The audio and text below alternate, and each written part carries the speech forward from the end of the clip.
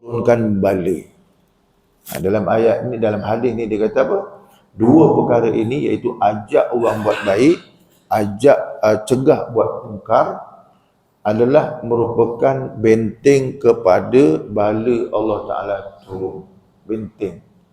Jadi kalau dua perkara ni tak ada, maknanya mudah bala nak turun. Ikut hadis ni. Ya. Hadis ni sebab tu disebutkan dalam Kitabul Fitan oleh Imam At-Tirmizi. Dia kata akhir zaman kerja yang diperintahkan oleh Allah ramai tak buat. Sebab kalau kita buka Al-Quran tuan-tuan, umat Nabi Muhammad ni dia disebut oleh Allah dalam Quran kuntum khaira ummatin ukhrijat linnas. Kamu adalah umat yang terbaik kata Allah. Kuntum khaira ummah. Maka kamu adalah umat yang terbaik. Ukhrijat linnas, yang Allah Taala hantar untuk manusia. Kerjanya apa? Ta'muruna bil ma'ruf wa tanhauna 'anil munkar.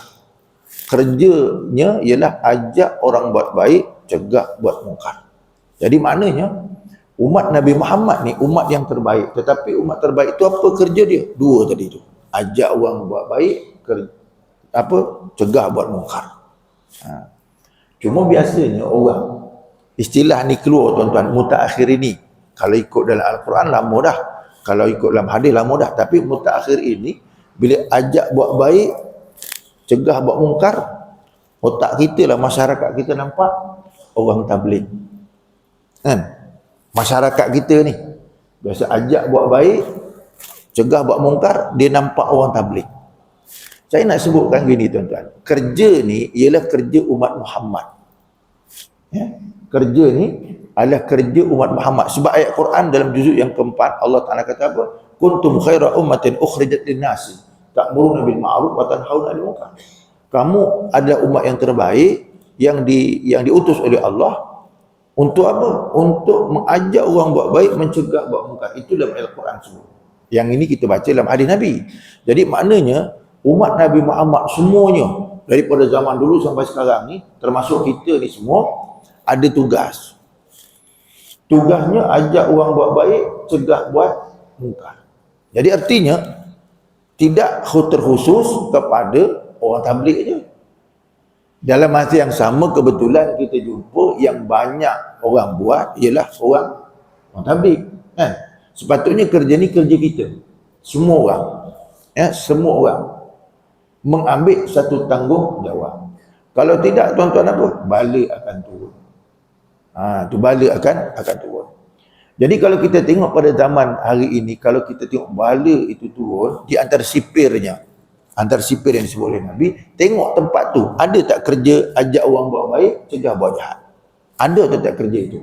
Kalau terbalik ataupun buat maksiat, ajak buat baik tak ada, maka satu-satu akan dimusnahkan oleh Allah.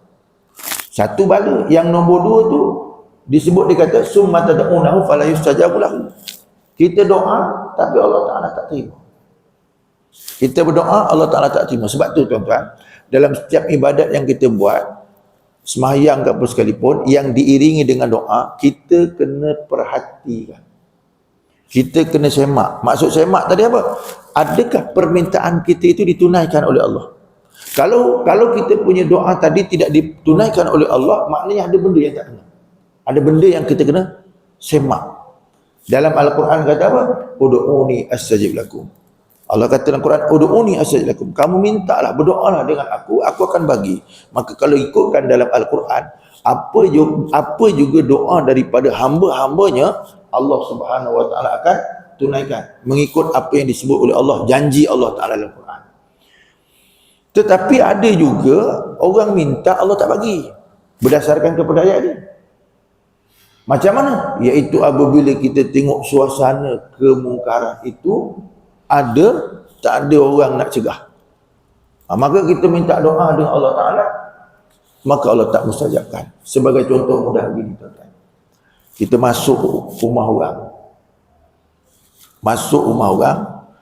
Kalau dalam hadis Nabi, malaikat ni tak masuk rumah orang yang ada gambar-gambar pelik-pelik. Kan? Malaikat tak masuk rumah orang.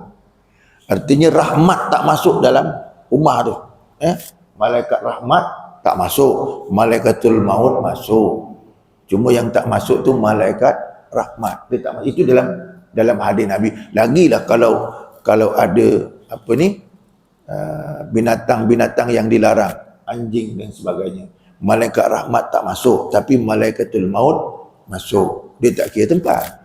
Cuma yang saya nak sebutkan tuan-tuan, bila malaikat rahmat tak masuk, dalam rumah tu ada macam-macam yang dilarang oleh Allah. Ada maksiat, kan? Maka kita minta doa dengan Allah, Allah tak terima. Kan? Sebab apa? Dalam rumah tu sendiri tak ada orang ajak buat baik, cegah buat mungkar. Bahkan ada kemungkaran. Jadi artinya doa Allah Ta'ala tak terima.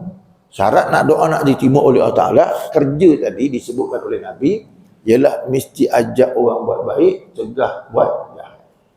Dalam kitab Sunan Tirmizi ni dia sebut satu-satu. Apa dia yang dikatakan ma'ruf tu? Ajak orang buat baik. Kita ni kalau cakap ajak orang buat baik, maka kita kata pergi semayang contohnya. Tapi dalam kitab ni dia sebut satu-satu perumpamaan yang dikatakan ma'ruf tu, ajak buat baik. Saya ambil daripada kitab ni, dibacakan begini. Dia kata apa? Dan suruh menuntut segala fardu ain dan fardu kifayah. Ajak orang buat baik ni, dalam kitab ni kata apa? Kita ajak orang melaksanakan fardu ain dan fardu kifayah.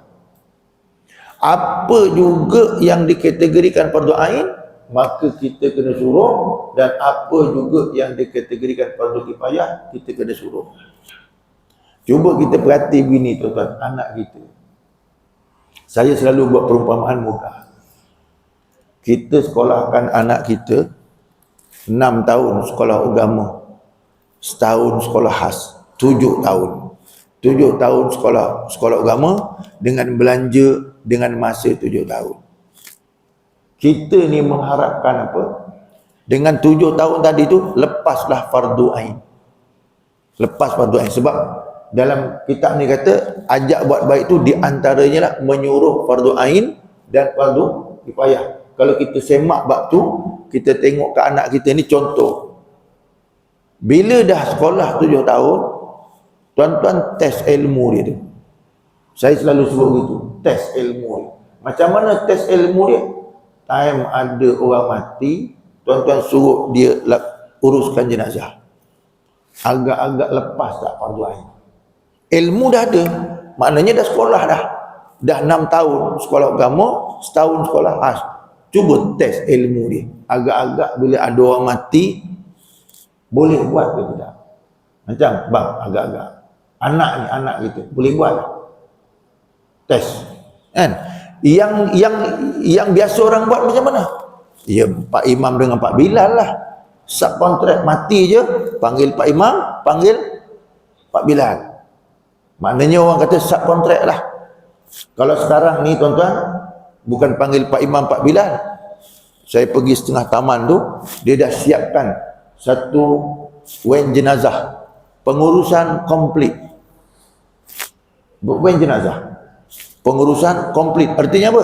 Ada orang mati je, telefon, dia bawa datang bank dengan orangnya, dengan kain kapannya, dengan tukang mandi. Mandi kat mana? Bukan kat rumah, dalam van. Betul tak? Ada dah, macam tu dah. Ada dah. Kan? Kalau dekat Batu Pahat ni yang saya tahu, kan tuan-tuan dekat Baik Raja ada dah. Gitu. Kan? Panggil telefon datang, mati, panggil van, siap dah. Van jenazah tu, kain kapan, mandi, dalam tu je. Keluar-keluar, dah siap. Tinggal semayang ya. Zaman sekarang. Artinya apa? Pengurusan jenazah yang asal hukumnya fardu kifayah. Dan pengurusan jenazah kan asalnya fardu kifayah. Ada orang urus, yang lain tak payah. Kan itu fardu kifayah. Kalau fardu ain semua kena buat. Ni fardu kifayah. Jadi bila dah macam tu, kita tengok hari ini orang buat macam tu, lagilah tuan-tuan, ilmu tadi tu, ilmu yang asalnya diajar 7 tahun, tak ada praktikal. Sebab tu anak kita bila ada orang mati, cuba tuan-tuan suruh, memang tak berani ke depan. Tak berani. Kenapa?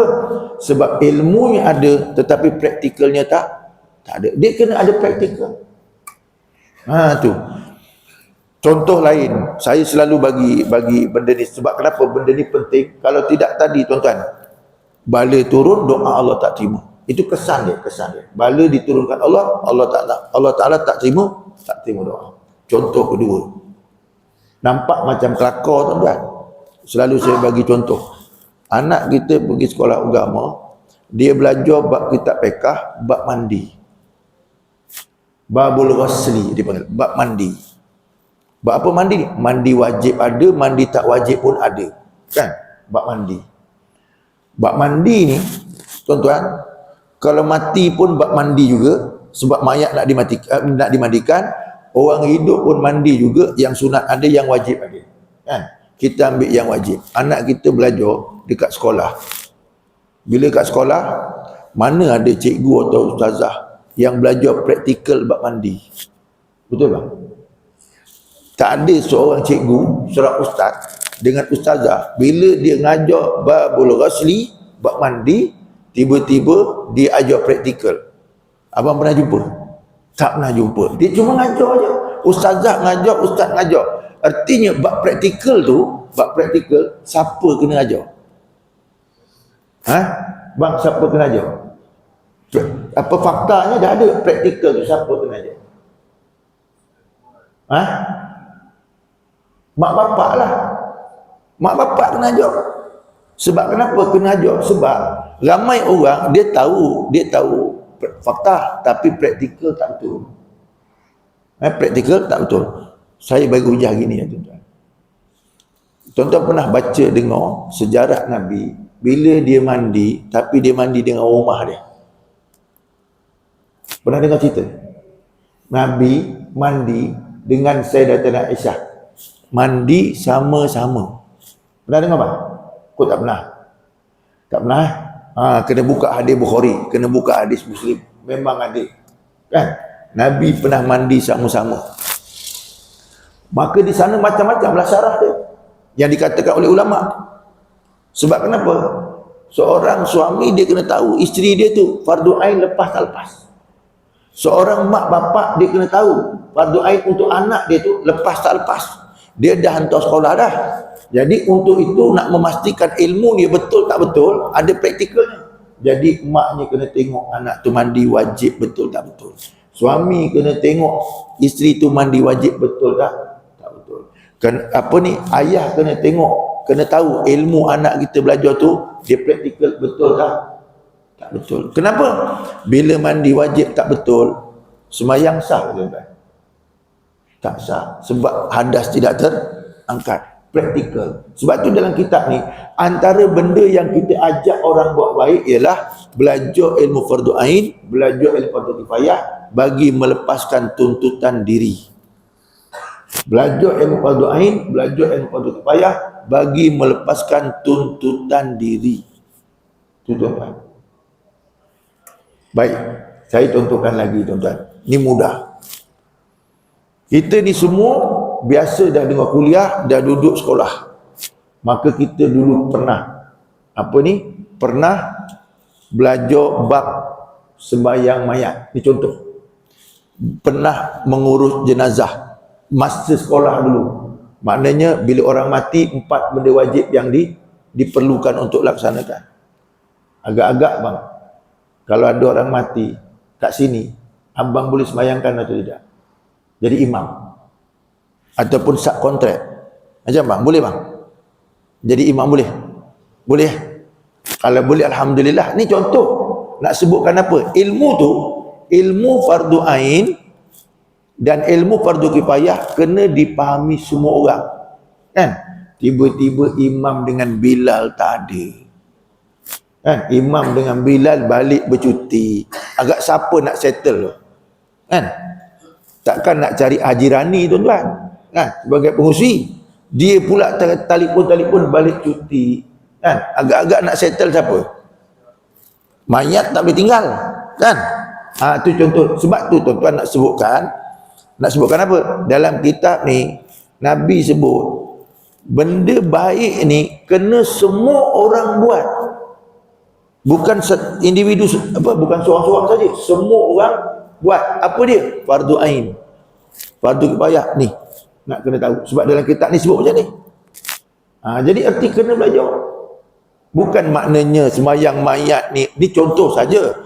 Yang lain pun sama. Bukan maknanya sembahyang mayat ni mesti Pak Imam je buat atau Pak Bilal buat. Tak. Semua orang yang ada ilmu tu.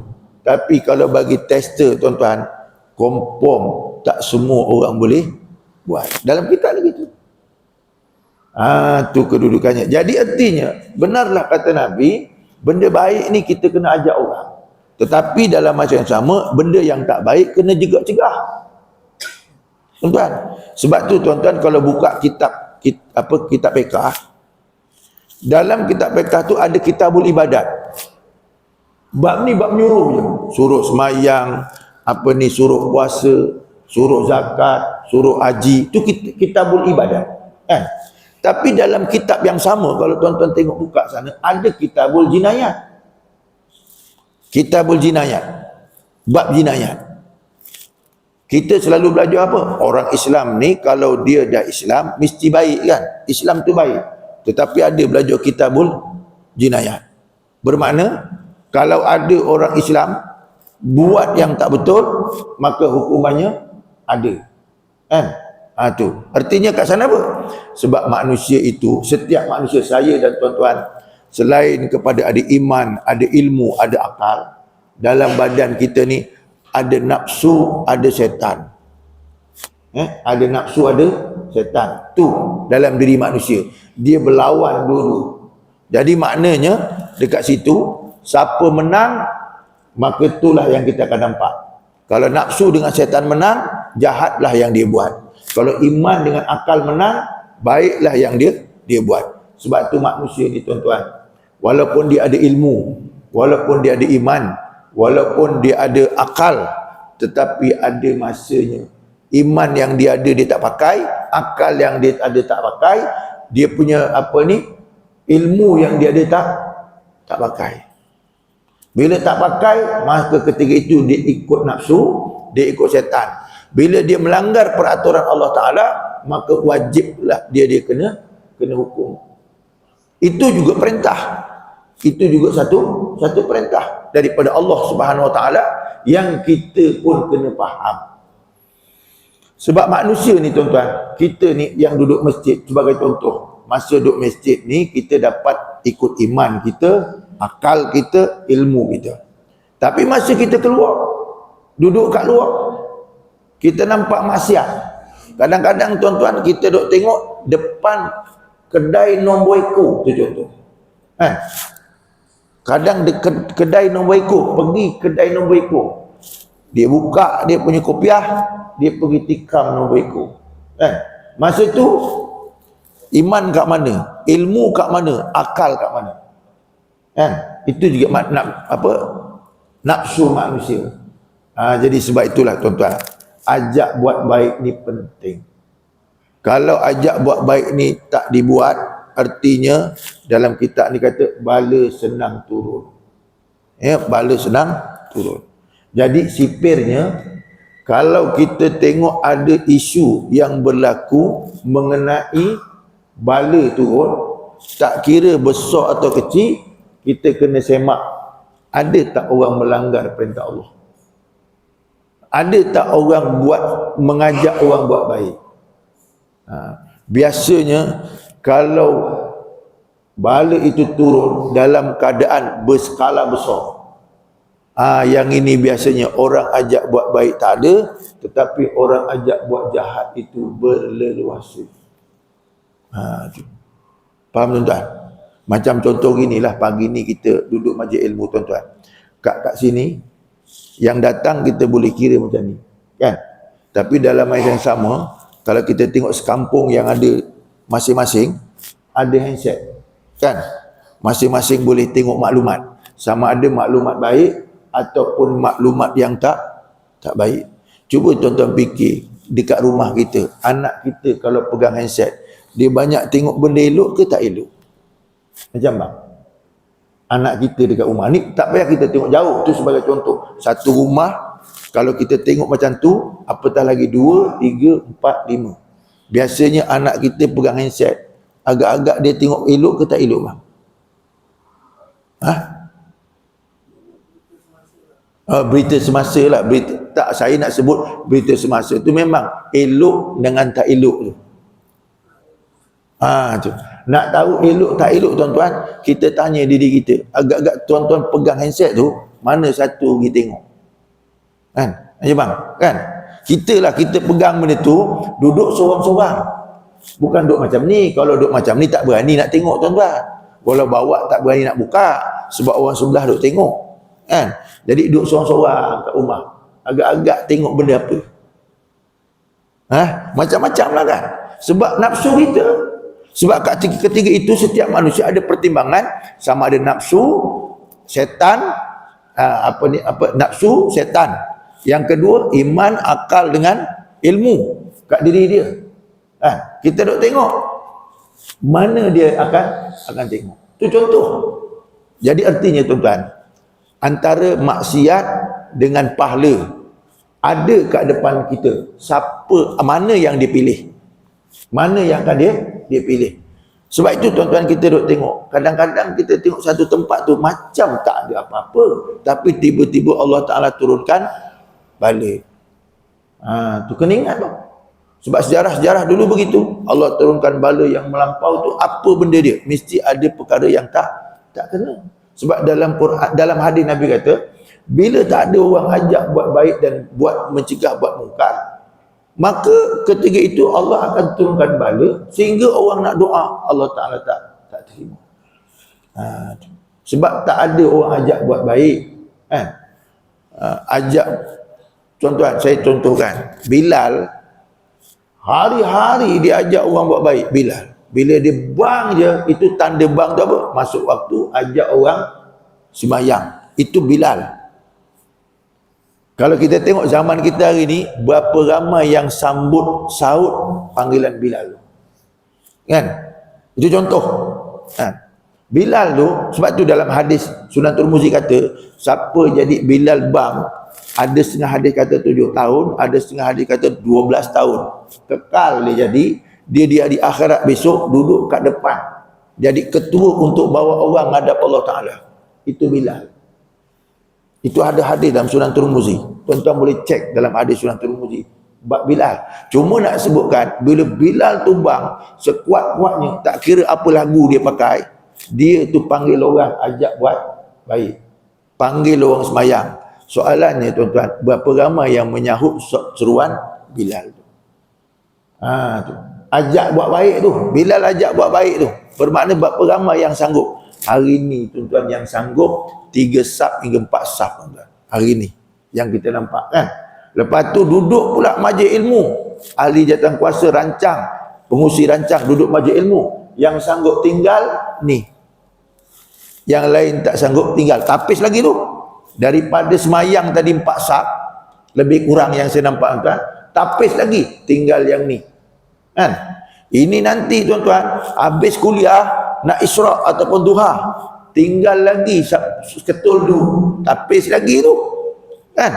Padahal ada tak ilmu benda tu? Ada, belajar dah, tapi tapis lagi. Sebab itulah tuan-tuan, kita kena ingat, buat baik ni kena ajak selalu, tak boleh sekali-sekali. Buat baik, ajak orang buat baik ni, kuliah ni tak boleh sekali-sekali. Kenapa? Saya bagi hujah Imam Fakhruddin Ar-Razi kata gini.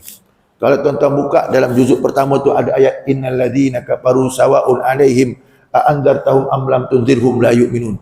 Sesungguhnya orang kafir itu, kalau kita beri peringatan ataupun tidak, dia tak akan beriman, kan? Ini makna dia. Jadi kalau ikut ayat ni tuan-tuan, kita cakap tak cakap pun tak beriman. Ikut otak kita nak kata macam mana? Kita jumpa orang, ajak dengan tak ajak, super je. Kalau ikut abang, keputusannya macam mana? Kita ajak orang, jom pergi masjid, bercakap dengan tak cakap, super je. Tak pergi juga. Agak-agak abang nak buat macam mana? Doa je lah, kan? Tak, maksud saya tuan-tuan, bila dah ajak banyak kali tapi tak nak dengar, artinya ajak dengan tak ajak super je, maka kita akan kata, lantak engkau lah, kan? Biasanya kita gitu, lantak engkau lah, aku dah cakap banyak kali dah tapi engkau tak nak ikut. Tetapi Imam Fakhruddin Ar-Razi kata apa? Walaupun orang yang kita cakap tu dia tak nak dengar, kita kena cakap juga. Kita kena cakap. Kenapa kena cakap? Ada 3 alasan. Imam Fakhruddin kata ada 3 alasan ni. 3 alasan ini menjadikan satu hujah di mana kita nak ngajak orang jangan berhenti. Pertama, ayat Quran kata wa ma'ala rasulu ilal balagh. Tidaklah rasul itu kecuali kerjanya menyampaikan. Jadi artinya apa?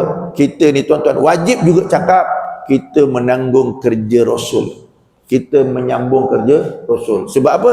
Rasul ni dia pergi cakap je, hidayah Allah Taala yang bagi. Bermakna kita cakap je. Itu pertama. Bermakna kita kena bercakap satu. Alasan. Yang kedua, dia kata apa? Li alla yakuna 'ala Allahi hujjah. Supaya orang yang kita beritahu tadi tu tidak akan berhujah balik dengan kita di depan Allah. Itu alasan kedua. Kata Imam Fakhruddin Ar-Razi, kita dah cakap banyak kali dia tak nak dengar. Tapi kita kena cakap. Kenapa? Nanti dia ni akan jadi bahasa Inggeris kata backfire balik semula. Maknanya apa? Besok di hadapan Allah, kalau kita baca di dalam kitab mengenai hari akhirat, orang yang kita hidup dengan kita 100 hari.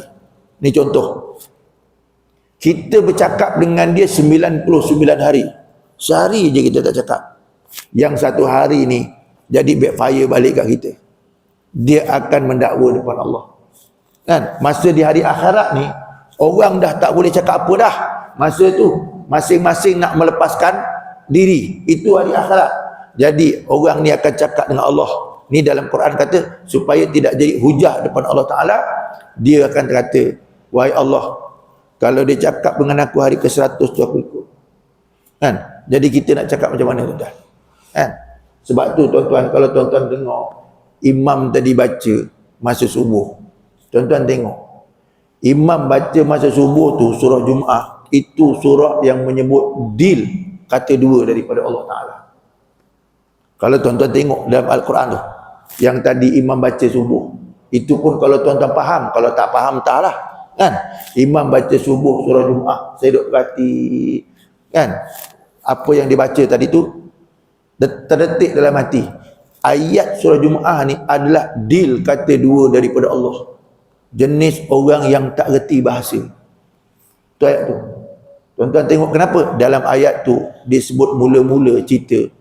Kalau orang ni belajar tak nak beramal, dia umpamakan macam himar. Macam himar. Yahmilu asfara.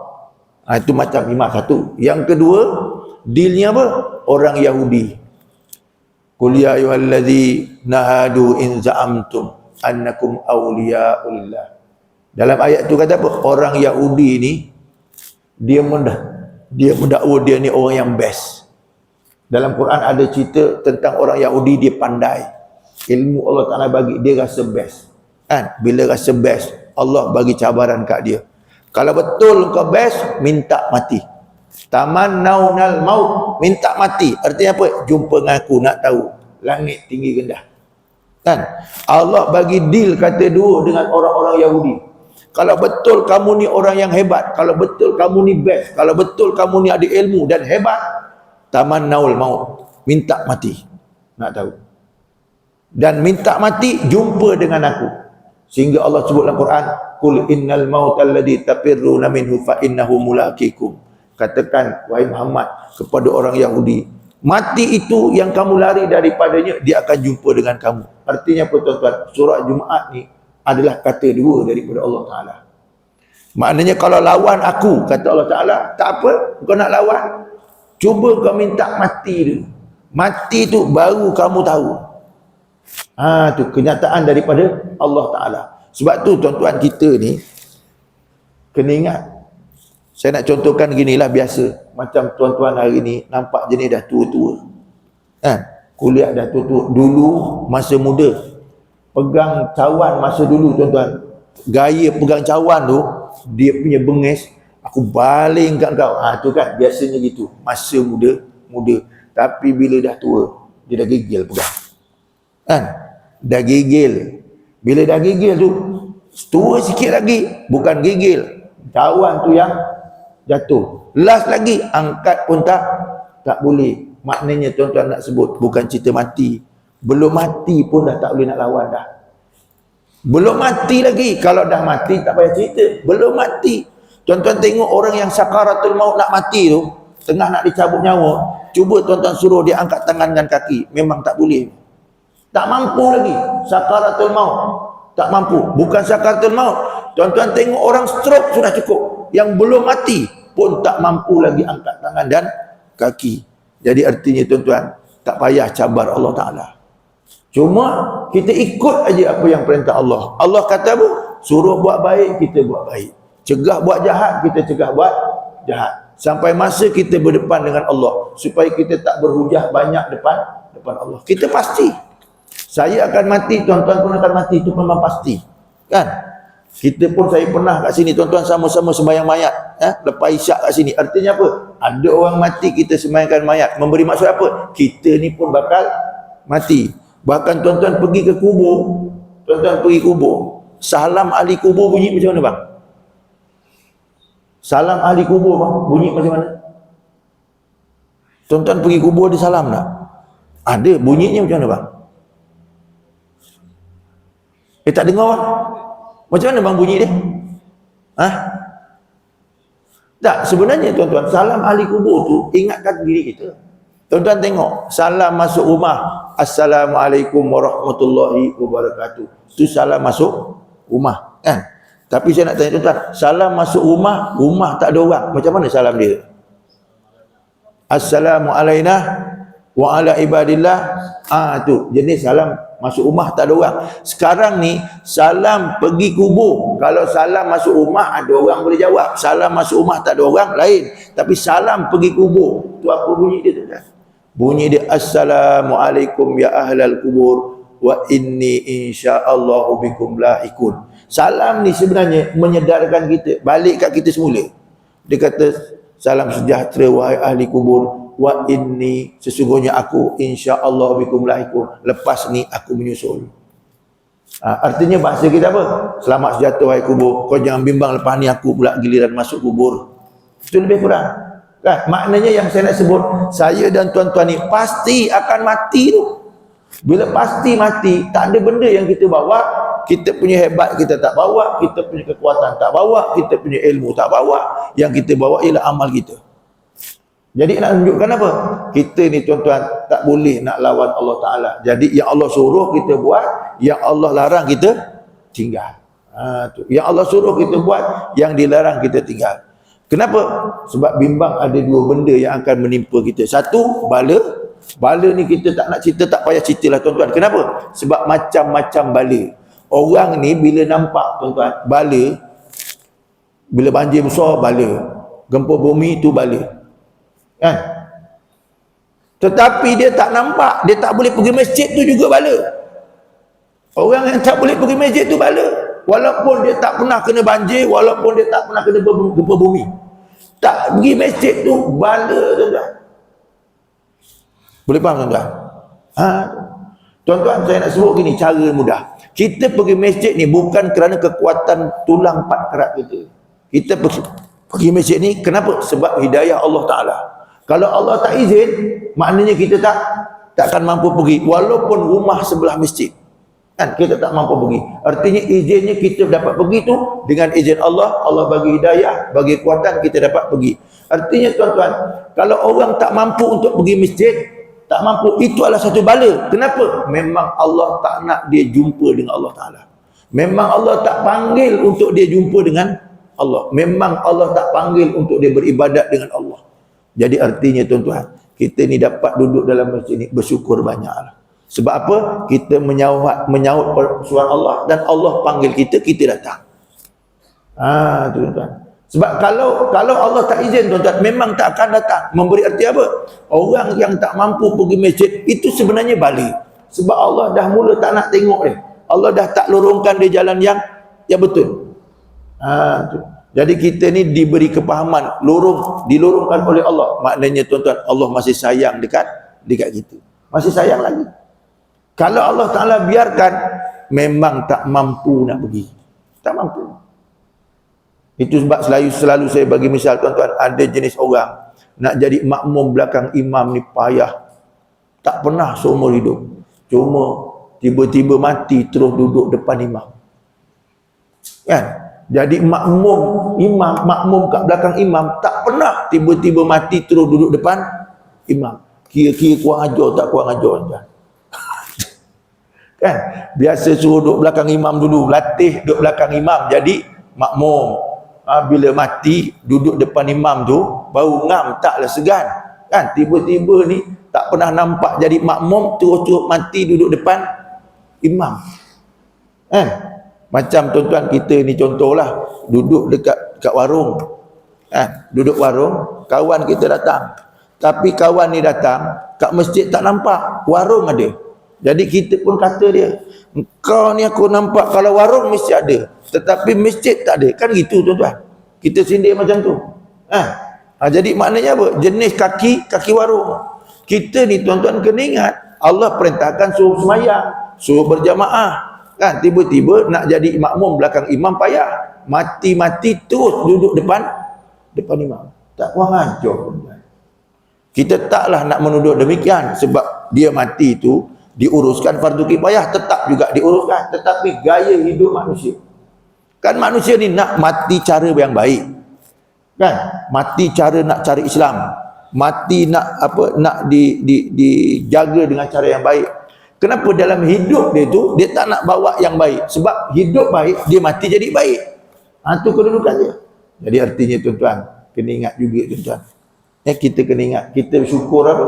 Allah tarik kita pergi ke masjid. Kalau tak pergi. Kalau tak pergi. Sebab itulah tuan-tuan, kena banyak bersyukur dengan Allah Subhanahu wa taala. Kena banyak syukur. Saya tuan-tuan malam tadi dijemput satu ceramah Madu Rasul, tak jauh daripada sini tuan-tuan. Dekat kampung Bukit Seriwangi. Tak jauh kan dari sini? Tak jauh. Tapi apa yang saya nak sebut macam ni tuan-tuan. Lepas maghrib makan, ahli tengkuasa surau ni dia sebut, Ustaz, untung hari ni datang. Kenapa bang? 12 tahun dah tak buat maulid, hari ni baru buat.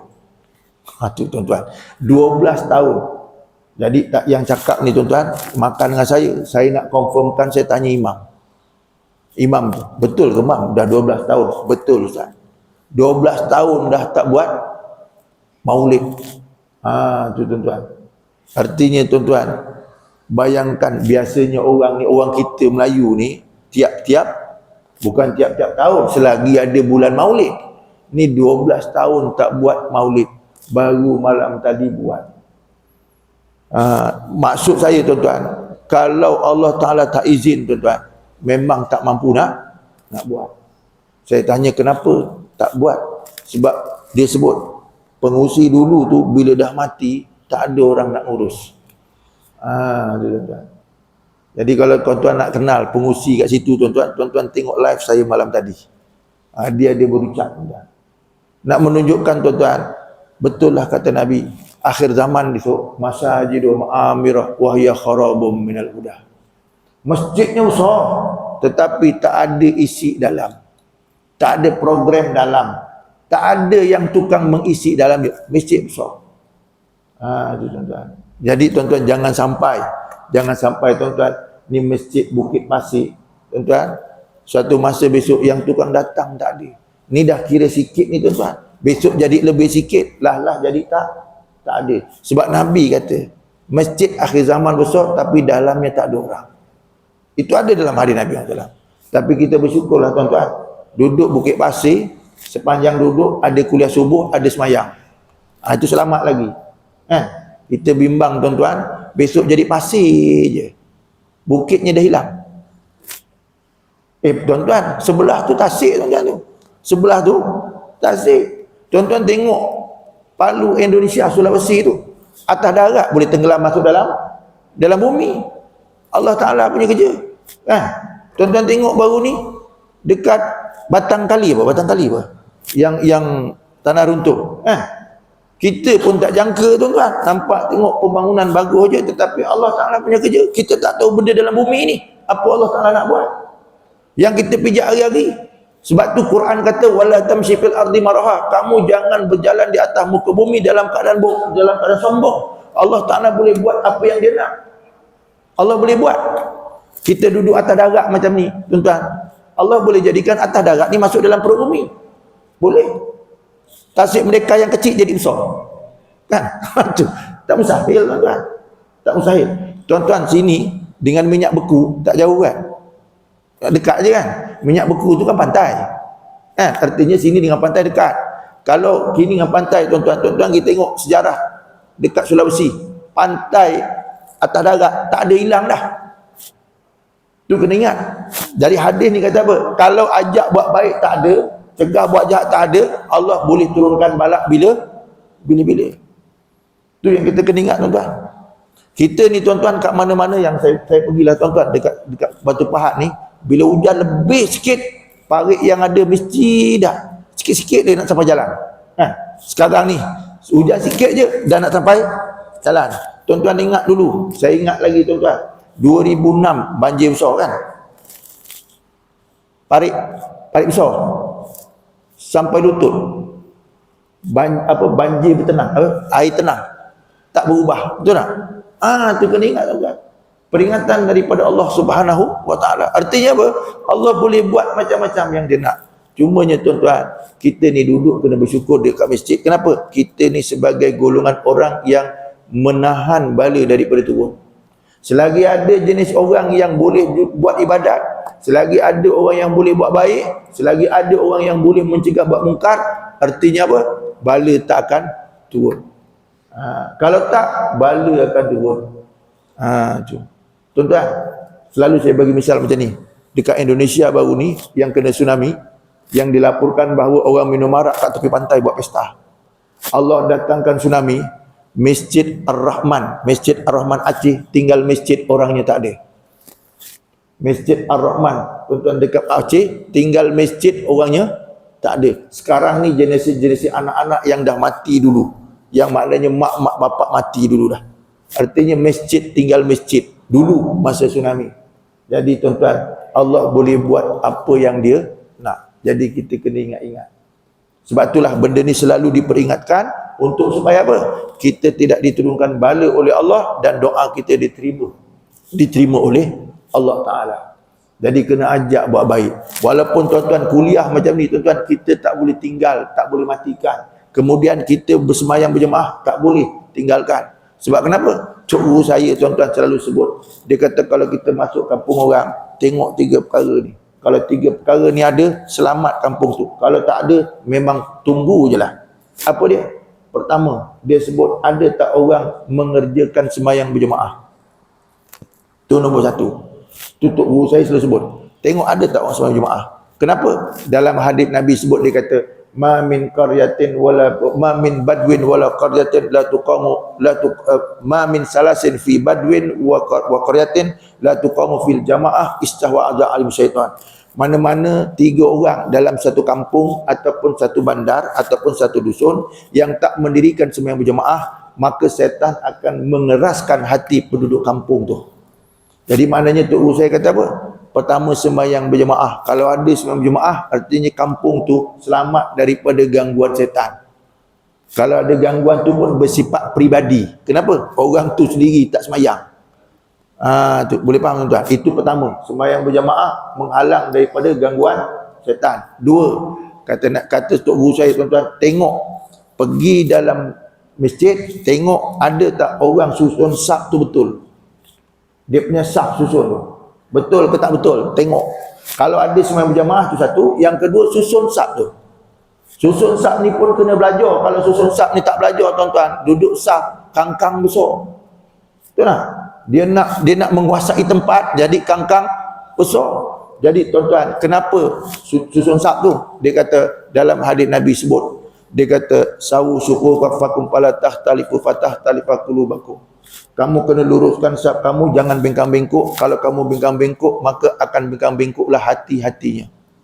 Jadi maknanya apa? Kaki punya kerja, hati dapat bala. Kaki tak betul buat kerja, hati dapat bala. Jadi Tok Guru saya selalu sebut apa? Kalau kita tengok kampung tu, Dia kampungnya tu kampung okey tak okey, tengok saf yang disusun.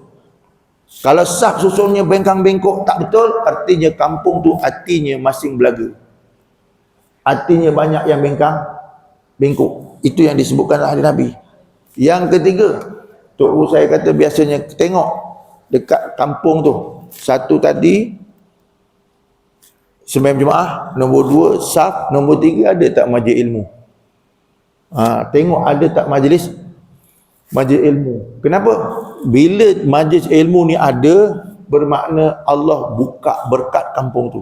Tapi kalau majlis ilmu tak ada, Allah balakan 3 lagi.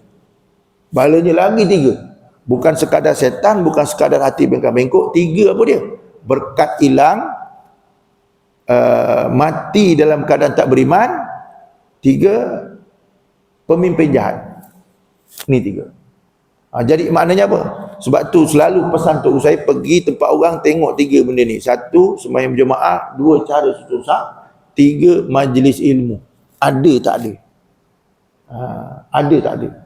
Saya pernah tuan-tuan berjalan mengikut satu orang penceramah Indonesia.